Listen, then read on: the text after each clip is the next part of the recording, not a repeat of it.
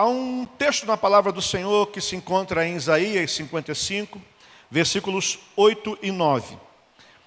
Os irmãos vão colocar no telão, eu vou ler na versão Almeida, revista e atualizada. Ok? Isaías 55, versículos 8 e 9. Se você trouxe o seu material de anotação, anote, ok? No celular, aí no seu caderno. Não deixe passar a oportunidade de colocar o teu cérebro em funcionamento. Isso é uma prática ou uma técnica para quem estuda. Escrever ajuda a gravar na memória, ok? Então, pessoal que é estudante aí, aprenda isso. Quando você escreve, não é digitar, é escrever.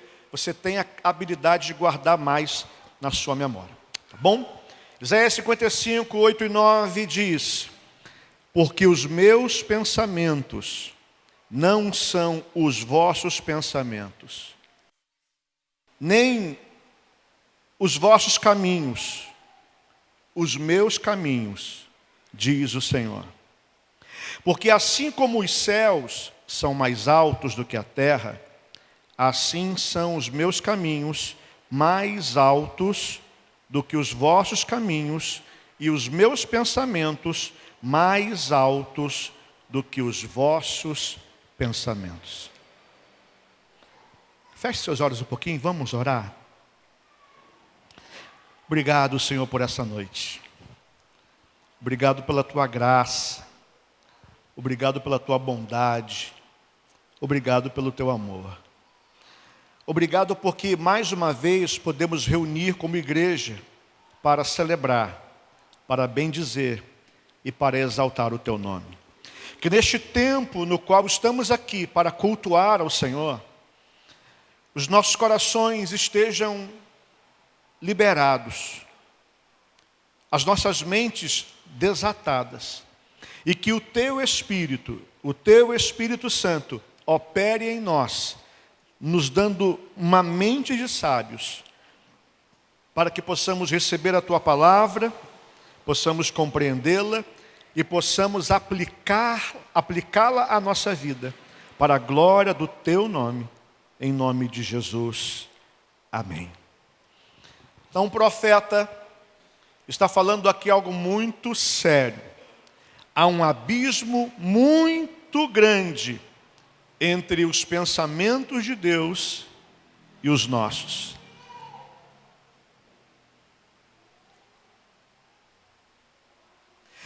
Isso vai ficar muito claro na vida de uma pessoa, de um homem na Bíblia que você conhece. O nome dele é Gideão. Juízes, capítulo 6 ao capítulo 8. Eu não vou ler esses capítulos, mas vou pincelar algumas coisas aqui que revelam para nós o abismo daquilo que nós pensamos e daquilo que Deus pensa. No capítulo 6 há um relato. O relato é que o povo de Israel havia caído no pecado da idolatria. Eles haviam levantado falsos deuses, haviam voltado as costas para Deus. E como consequência do seu pecado, e todo pecado tem consequências, todo pecado tem consequências, a consequência do pecado de Israel foi que o inimigo, chamado Midianita, esse povo veio com fúria, esse povo veio com ira, esse povo veio com maldade no coração e invadia a terra de Israel todo ano, no tempo da colheita.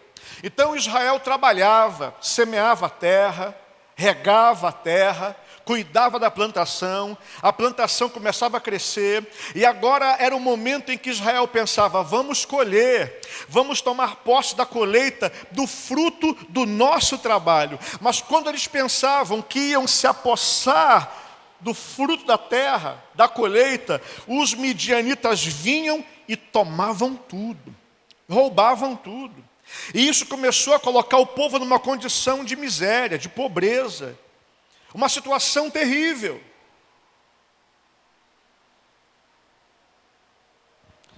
Enquanto isso acontece, a Bíblia diz que, dado momento, Deus envia o seu anjo.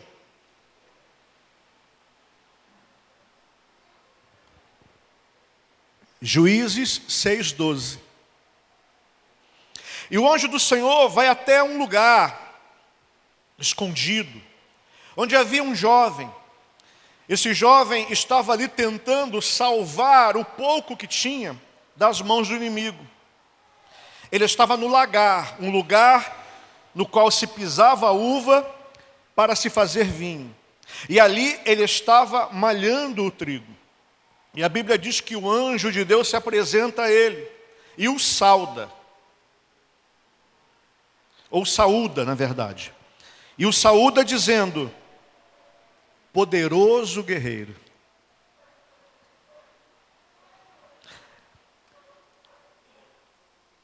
A minha tradução diz homem valente. A versão espanhola diz poderoso guerreiro.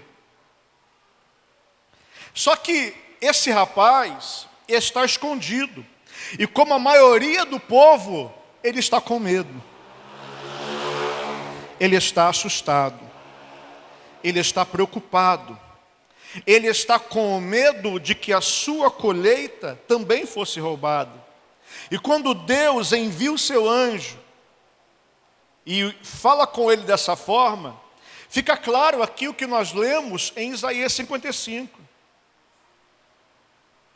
Ao olhar para Gideão, Deus viu algo que Gideão mesmo não conseguia ver. Como Gideão se via? Gideão se via como um jovem, como débil e como alguém incapaz. Mas a Bíblia diz que Deus se dirige a ele por meio do anjo e fala: você é um homem valente. Aqui tem um alerta para você e para mim muito interessante. Precisamos prestar menos atenção à forma como nos vemos e estar mais interessados na maneira como Deus nos vê. Deus está olhando para você nessa hora. Você crê nisso? E Ele está vendo algo que você e eu não podemos ver muitas vezes. Muitas vezes a nossa visão de nós mesmos é muito limitada, é muito precária. Só que Deus olha para nós e vê algo que nós não conseguimos ver ainda. Quando Deus olhou para Gideão, conseguiu identificar nele algo que ele não tinha visto, mas já estava ali.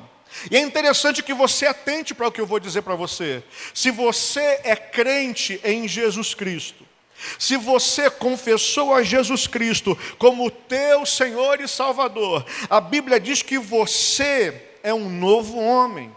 Você é uma nova criação. E agora você precisa se ver como alguém criado à imagem de Deus em verdadeira justiça e santidade. E quando você começar a se ver dessa maneira, a forma, a perspectiva que você tem de si mudará quando você enfrentar as guerras e as batalhas que surgirão na sua vida. Gideão não consegue se ver como alguém valente. Pelo contrário, ele está com medo. Gideão não consegue se ver como alguém de valor. Ele está ali, recluso, tentando esconder aquilo que havia colhido. Mas Deus olhou para ele com uma perspectiva diferente, porque diz a palavra: os pensamentos de Deus são maiores que os nossos.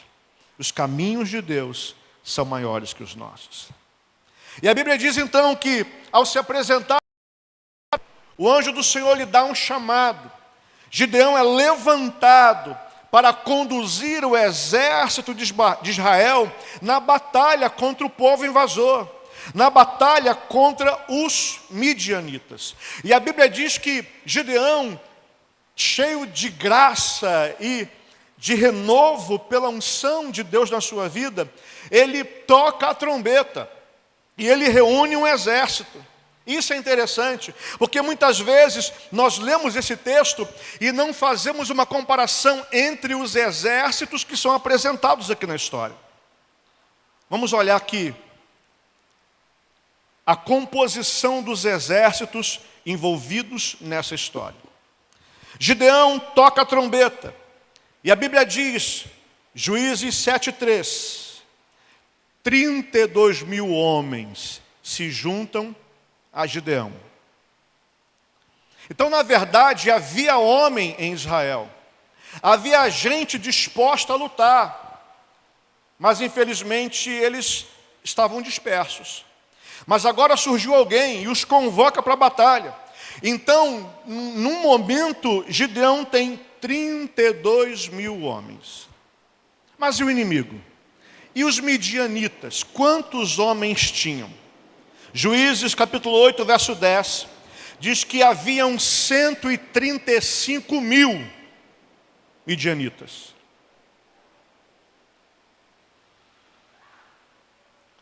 $32 mil do povo de Deus e 135 mil do inimigo. A proporção 4:1. Eram 4 soldados inimigos para 1 soldado de Israel. É muito ou pouco, irmãos, para a batalha? Enfrentar 4 é mole? Hã? Tem uns caras brabos aí que enfrentam, mas é difícil, né, irmão? Mas veja, os caminhos de Deus são maiores que os nossos. Os pensamentos de Deus são maiores que os nossos. E enquanto eu estava lendo esse texto, eu estava ficando em crise. E se você vai me acompanhar aqui, tu também vai ficar em crise. Porque era 4:1. Ou seja, o inimigo era mais numeroso. O inimigo era mais forte. Então Deus, na sua bendita graça e sabedoria, se volta para Gideão e diz assim: Gideão, você tem gente demais. Capítulo 7, versículo 2. Hã? Sim. Gideão, tem muita gente com você. Gideão, faz o seguinte: dispensa aqueles que estão tremendo de medo. Dispensa aqueles que permitiram que o medo se instaurasse no seu coração. E eles estão com medo, tremendo, estão impossibilitados de lutar. Gideão, manda os medrosos irem embora. Gideão, fala para aqueles que estão com medo voltar para casa. Gideão obedeceu. Ele falou: gente, olha só, quem está com medo aí pode ir embora. Está dispensado, volta para casa, volta para a sua criação de lá, para as suas ovelhas, volta lá para a sua plantação, ainda que devastada, mas volta para casa. E a Bíblia diz que 22 mil foram embora. Ficaram 10 mil. A diferença de inimigos para o povo de Israel aumentou 13:1. Eram 13 soldados midianitas para 1 soldado de Israel. Se estava ruim 4:1, imagina 13:1.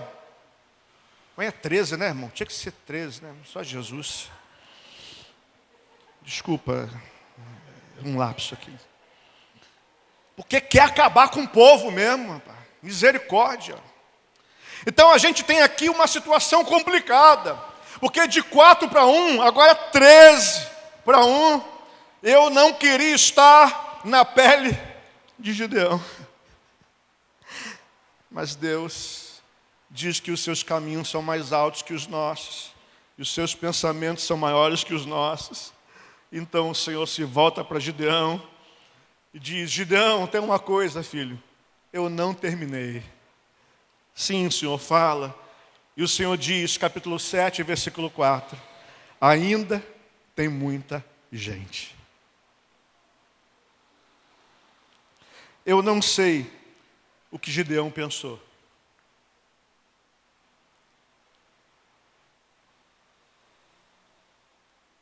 De 4 para 1, aumentou de 13 para 1. Mas Deus disse, tem muita gente contigo ainda, filho. E Gideão, mais uma vez, se submete ao Senhor. E sob a direção de Deus, Gideão manda aqueles homens que haviam sobrado, os 10.000, irem beber água. E ali, naquele tempo em que eles foram beber água, Gideão os provou. E aqui está o segundo requisito que você e eu precisamos para sermos discípulos de Jesus. Gideão eliminou todos os que se ajoelharam em ambos os joelhos. E escolheu aqueles que, colocando um só joelho no chão, pegavam a água e traziam a boca e lambiam como cachorro. Capítulo 7, versículo 4 a 7. Qual é a prova? Aqui a prova é muito simples. A prova enfocou em apenas um requisito de caráter: vigilância.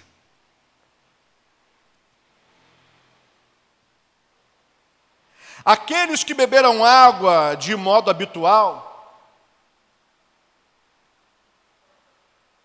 era costume naquele tempo trazer um escudo no braço esquerdo e a lança ou a espada na mão direita. Aqueles que beberam água de modo habitual, colocaram os seus 2 joelhos no chão, abdicaram do seu escudo, abdicaram das suas armas e enfiaram o rosto na água. Enquanto eles fazem isso de joelhos, eles se colocaram vulneráveis diante do inimigo, porque o inimigo poderia vir por meio de um ataque surpresa, e eles não teriam tempo hábil para pegar a sua lança, a sua espada e o seu escudo e lutarem. Entretanto, os outros, eles não abrem mão do seu escudo, põem apenas um dos joelhos no chão, põem a sua espada ou lança ao lado, e com uma mão pegam água e, com atenção, eles matam a sua sede. Assim sendo, se o inimigo se levantasse, eles estariam aptos para a guerra. Eles estariam prontos para lançar mão dos seus equipamentos e entrarem na peleja, porque eles estavam numa posição de alerta, numa posição de vigilância. Dito isto, dos 10.000 que foram beber água, 9.700 foram. Melhorou agora a situação. Era 4 para 1, foi para 13 para 1, agora é 400 para 1.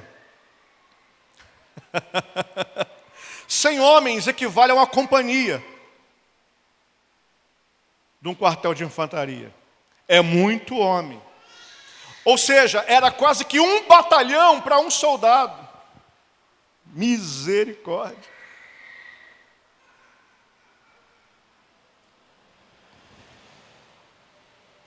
Agora Deus disse, Gideão, agora está bom. Eu não sei o que você pensaria, irmãos. A Bíblia não diz o que Gideão pensou. Ele estava convicto que Deus estava direcionando ele. Mas é um tremendo desafio. Então a Bíblia diz que Gideão pega os 300, estabelece um plano, um projeto. E a Bíblia diz então que junto com os 300, ele ataca o acampamento inimigo, gerando uma grande confusão. E enquanto eles combatem ali inicialmente, logo a seguir os demais israelitas se juntam a Gideão e aos 300, e a batalha então continua, e a gente tem ali então a derrota do adversário. Esta história ilustra que os caminhos de Deus são diferentes dos nossos. É possível que quando Gideão tocou a trombeta e 32.000 homens se juntaram a ele tenha olhado e pensado, eu tenho poucos homens, preciso de reforço.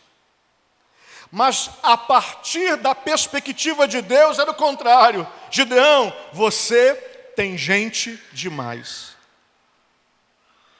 E a história nos conta que no final, Gideão ficou com menos do que tinha no início. Aí tem uma frase do Dr. Derek Prince, que diz o seguinte: para Deus não importa quantas pessoas, e sim que tipo de pessoas. Eu vou repetir.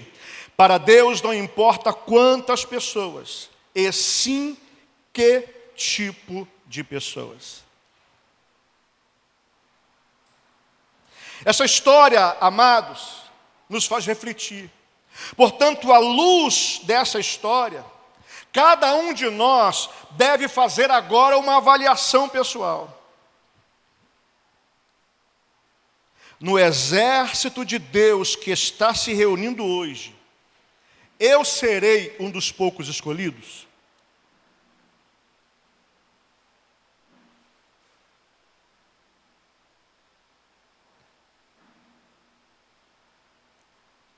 Ou serei como os 22.000 que foram eliminados porque deram lugar ao medo?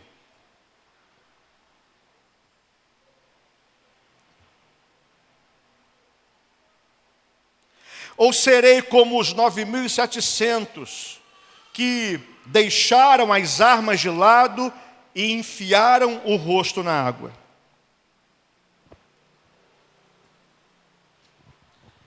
Enfiar o rosto na água é uma alusão, amados, às questões da nossa vida. É muito fácil você e eu enfiarmos a cara, grosso modo, de forma grosseira, nas questões da vida e deixarmos-nos absorver pelas necessidades que enfrentamos no dia a dia. Um problema surge e a gente entra de cabeça nele. Uma dificuldade se apresenta, a gente entra de cabeça nela. Uma crise vem, a gente abre mão de tudo. A gente abre mão da nossa vida com Deus, a gente abre mão da oração, a gente abre mão da palavra, a gente abre mão de tudo e se enfia no problema, como se não houvesse mais nada a ser feito. Era uma guerra, era um conflito pela posse da terra e pela colheita que havia sido plantada. Nós geralmente não atentamos para o conflito espiritual no qual estamos envolvidos. Eu quero falar para você, irmão, que existem forças invisíveis da escuridão que querem pegar você desprevenido.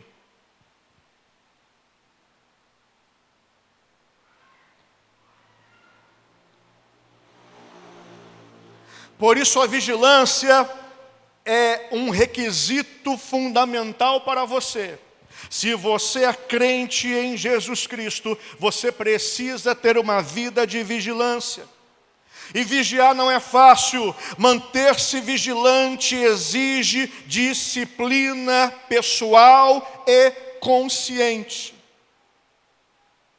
Pedro, na sua primeira carta, capítulo 5, verso 8, ele diz: estejam alertas e vigiem.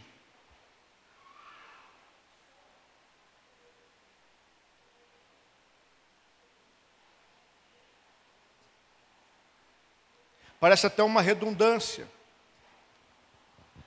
porque estar alerta é estar atento ao que está acontecendo. E ele diz: o diabo, o adversário de vocês, ronda como um leão, rugindo e procurando a quem devorar. Na maioria das vezes, nós estamos com o rosto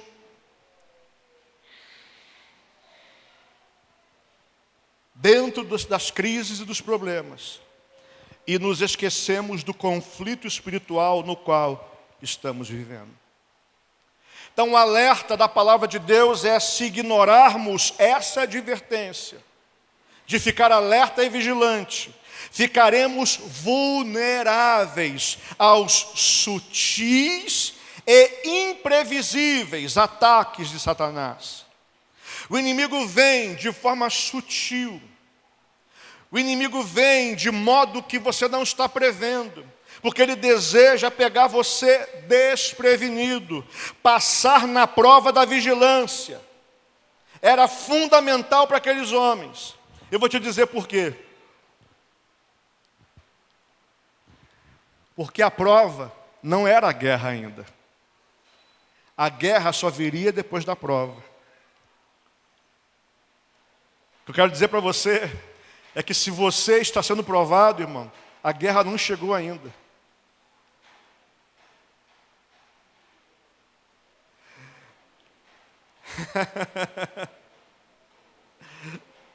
Tremeram agora? A guerra não havia chegado. Era só preparação para enfrentar o inimigo. Porque Deus precisava provar aqueles que iam entrar no campo de batalha. E o requisito era vigilância.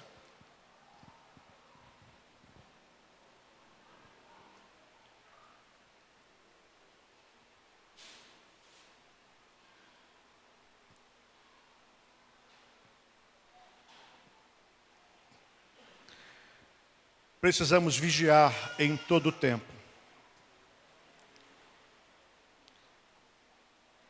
Estar atentos àquilo que Deus tem dado.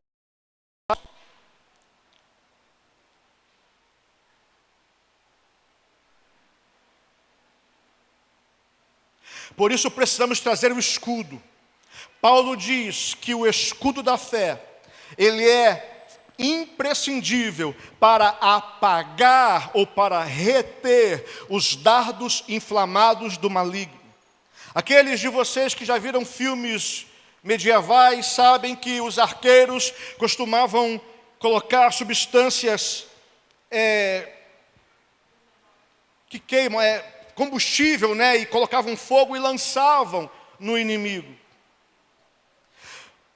para poder ou conquistar aquele território ou rechaçar aqueles que estavam atacando o seu castelo. Então, os dardos inflamados do maligno são lançados contra nós o tempo todo. Há uma batalha sendo travada aqui, na tua mente. Pensamentos, vontades, desejos. Pensamentos, vontades e desejos que não estão alinhados, em sua grande maioria, com aquilo que a palavra de Deus está dizendo para nós. Então, quando Paulo diz que o crente precisa tomar o escudo da fé, é para que esses dardos malignos que são lançados, por meio de notícias, por meio de falas, até mesmo de pessoas próximas, ou por sentimentos e desejos que vêm ao seu coração, sejam neutralizados. Você percebe, irmão, que Gideão, quanto mais foi diminuindo o seu exército, mais medo ele poderia ter, mais dúvida ele poderia ter, ou até mesmo ele poderia desistir daquela empreitada. Mas a Bíblia diz que Gideão continuou, segundo a direção do Senhor. Havia uma palavra liberada sobre a sua vida, e debaixo dessa palavra ele prosseguiu. A Bíblia diz que a espada do guerreiro simboliza para o crente a palavra de Deus. Então Paulo diz para você e para mim que devemos tomar o escudo da fé, dentre outros apetrechos de guerra, e também a espada do Espírito, que é a palavra de Deus. Daí a importância, querido, de você alimentar o teu espírito, alimentar a tua alma, alimentar o teu coração, alimentar o teu interior, alimentar a tua vida, buscar a Deus o pão diário, o pão da palavra, e deixar a palavra ganhar espaço dentro de você, porque a Bíblia diz que a fé vem pelo ouvir, ouvir a palavra de Deus. Então muitas vezes você está ouvindo tanta coisa que gera medo, que gera angústia, que gera dúvida no teu coração. Você precisa se colocar diante da palavra e encher o teu coração com aquilo que Deus está dizendo. Gideão não temeu porque o seu coração estava cheio da palavra de Deus. Ele sabia que Deus era com ele. Deus havia manifestado que estava com ele em todo aquele tempo. Se você ler a palavra de Deus, você vai ver que Deus está presente. Você vai ver que Deus é contigo. A palavra de Deus garante que você não está só. Não importa a situação que você esteja vivendo.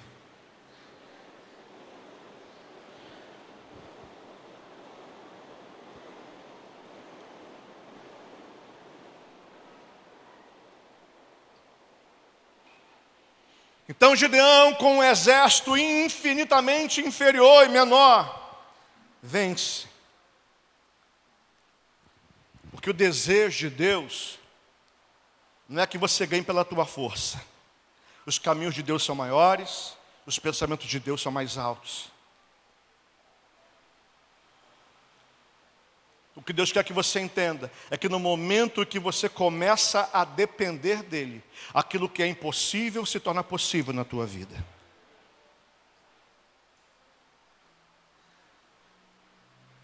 Mas isso é uma rendição, é uma entrega, é uma convicção que tem que ser muito clara e firme no teu coração.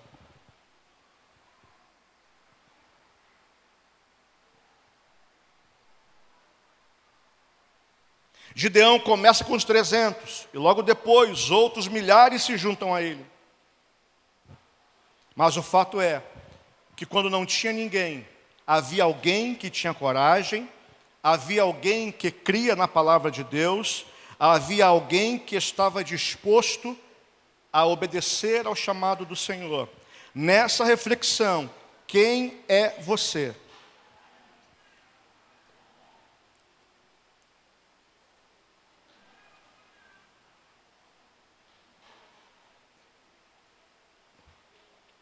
Como está a tua vigilância?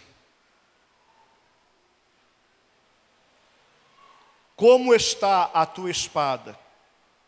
Aonde está a tua espada? Outro dia eu disse para vocês que a cruz é tão incômoda que tem crente que deixou a cruz em casa faz tempo. Nem lembra mais dela. Cruz? Cadê? Não lembro. A minha, nem sei quanto tempo faz que eu não a vejo. É tão incômodo carregar a cruz. Deixei em casa, guardada no canto do armário. Assim como tem gente que deixou a sua cruz, tem guerreiro que deixou a sua espada. E que deixou o seu escudo.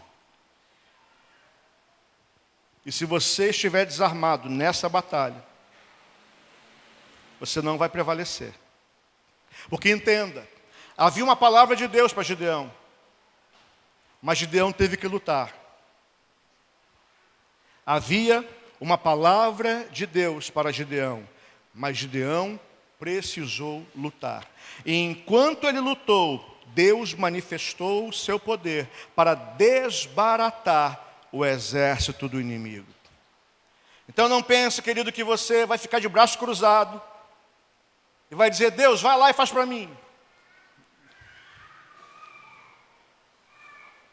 Não. Deus está dizendo para você: levante e lute. Não importa se o inimigo é mais numeroso, não importa se a situação está fora do teu controle. Os caminhos de Deus são mais altos. Os pensamentos de Deus são maiores. Porque se Deus está provando você, e se Deus está convocando você para o seu exército, é porque Ele está vendo em você algo que você não viu ainda. Os 32 mil, assim como Gideão,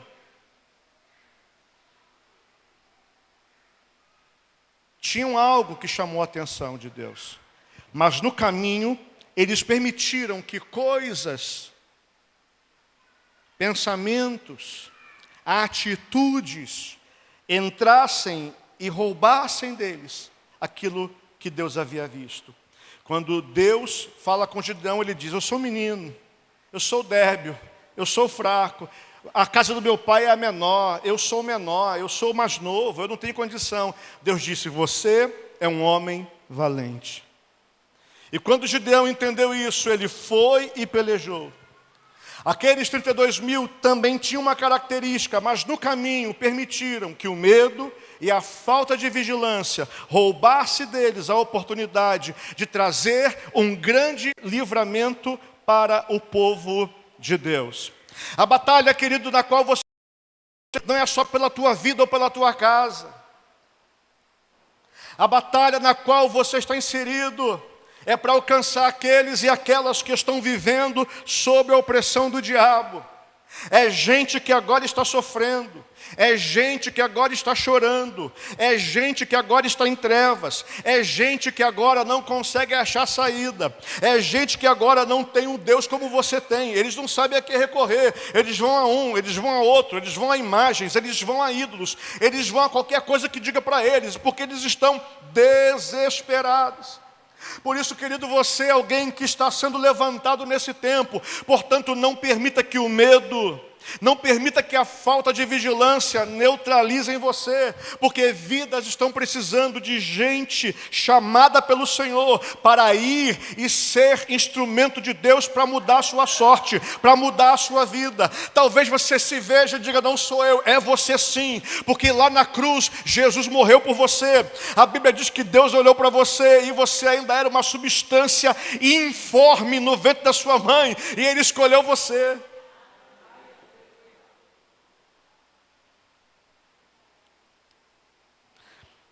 Estava ouvindo o pastor César falar algo interessante. Ele é o 8º filho.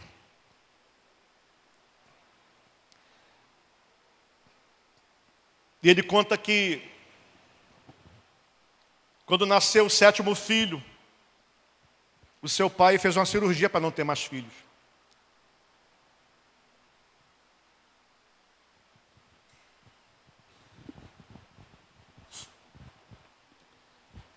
Mas aprove a Deus que o pastor César nascesse.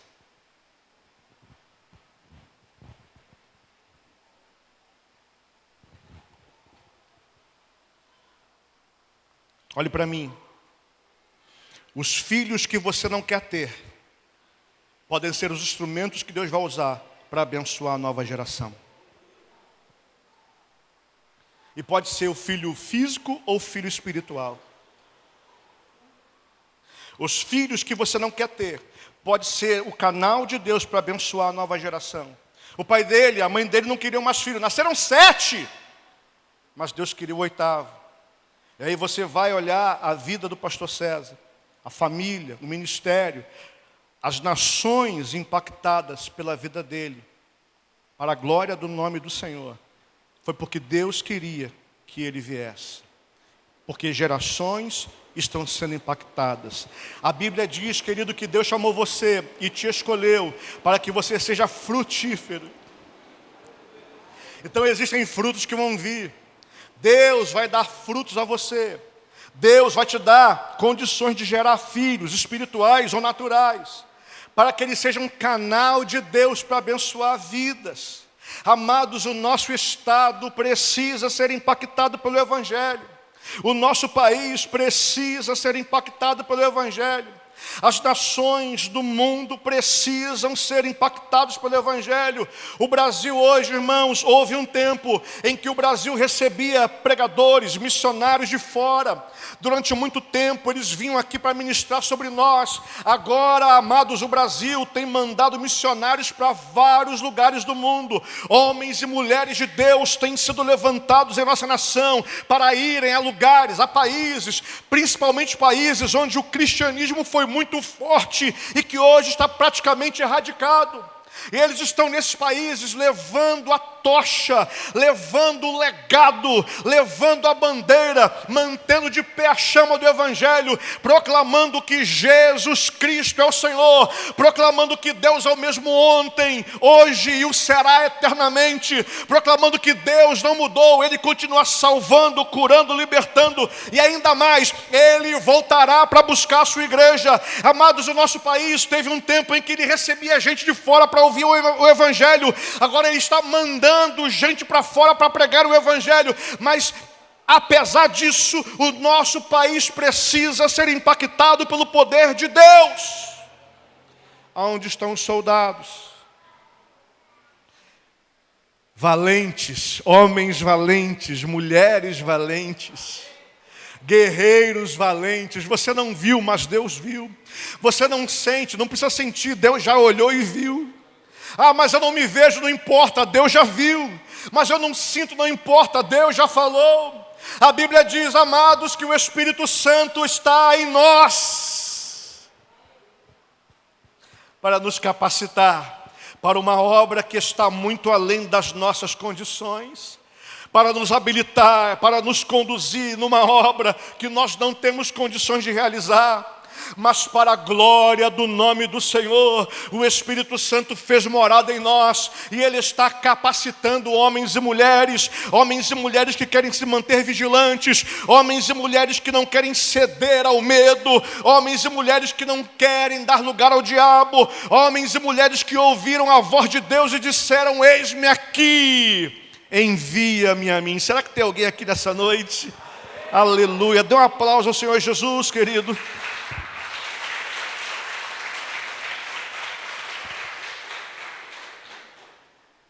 Nossa nação precisa ser impactada. Daqui a pouco começará o projeto Apenas Uma Gota. Precisamos espalhar células nessa cidade.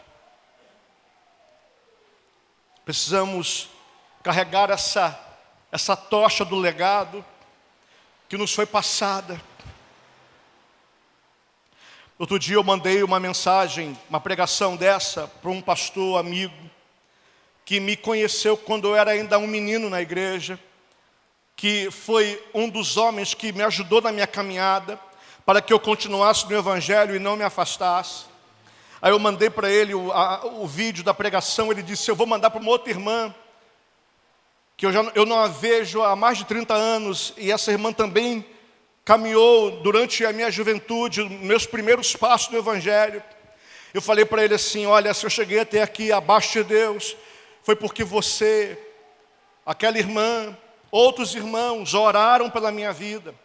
Pessoas oraram por mim, porque tempos difíceis chegam, tempos desafiadores chegam, momentos em que a gente pensa, será que eu vou conseguir? Será que eu vou chegar até o final? Será que eu vou conseguir manter essa posição? Será que eu vou conseguir sustentar essa decisão do batismo? Será que eu vou conseguir continuar crente?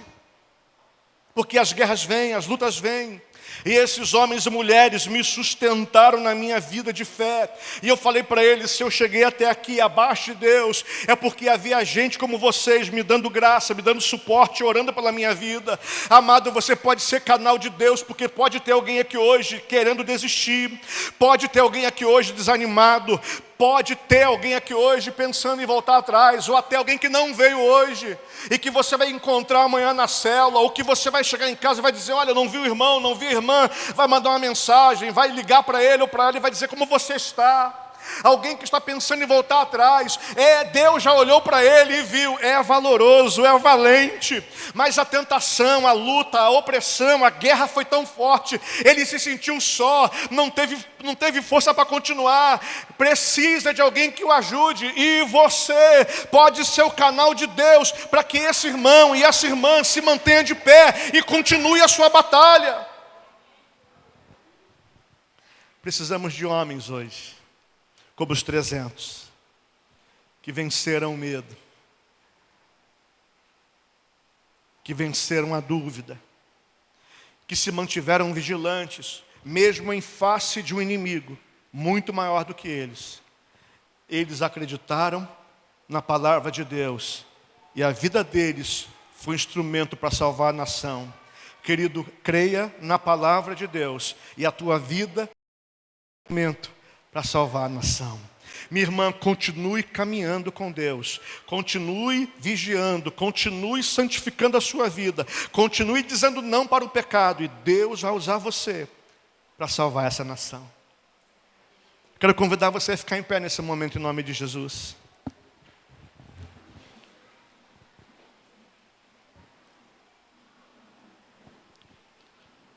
O primeiro requisito é a dependência. O segundo, vigilância. Todo soldado, no seu tempo de serviço, precisa ter um espírito vigilante. O inimigo está ao derredor, rugindo como um leão, querendo uma brecha. Ele não quer tragar apenas você ou a sua casa. Ele quer tragar uma nação. E Deus hoje está convocando você para o seu exército, para que você se mantenha de pé com escudo, com espada, com lança, com as armas espirituais, poderosas em Deus, para destruir fortalezas. Deus está chamando você, querido. E esta igreja e este ministério, dentre tantos outros aqui em Nova Iguaçu, está sendo levantada e convocada para essa grande obra. A convenção G12 Brasil vai acontecer agora em vários estados aqui do Brasil. Em julho serão 3, Rio, Minas e São Paulo. Há muitos anos que a convenção G12 Brasil não fazia convenção no Rio. Eu creio que tem algo profético aí. Mas quando terminou a convenção na Colômbia, eles já lançaram o tema para o próximo ano. 2026, a convenção já tem um tema: ide e fazei discípulos. Isso é profético. Deus está chamando você para fazer discípulos. Deus está chamando você, está convocando você para uma obra. Ele já olhou para você e viu. Ele já olhou para o teu coração e viu. É que você está envolvido com tantas coisas e não conseguiu perceber isso ainda. Mas o Espírito Santo, Ele nos guia a toda a verdade. E o Senhor Jesus disse que quando o Espírito Santo viesse, Ele nos conduziria à verdade. Ele vai nos ensinar, Ele vai nos trazer revelação. Ele vai nos conduzir. Feche seus olhos agora, querido, em nome de Jesus. Talvez você se veja agora tão incapaz. Talvez você se veja tão limitado. Talvez a percepção que você tenha de si é muito aquém. E eu não estou falando de soberba, de arrogância, não é isso.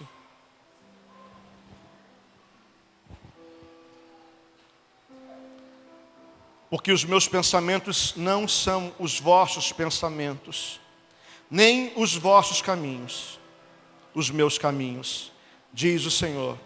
Porque assim como os céus são mais altos do que a terra, assim são os meus caminhos mais altos do que os vossos caminhos, e os meus pensamentos mais altos do que os vossos pensamentos.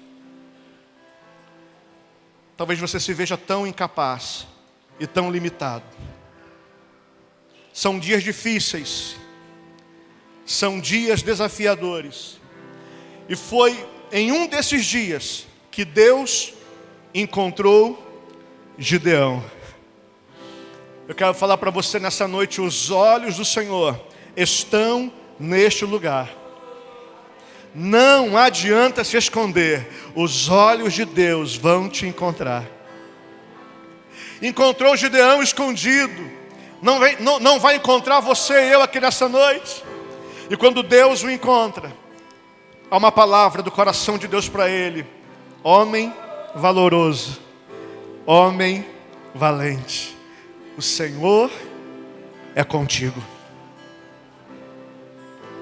Feche seus olhos, ponha-se na presença do Senhor e ouça o que o Espírito de Deus está ministrando a você agora.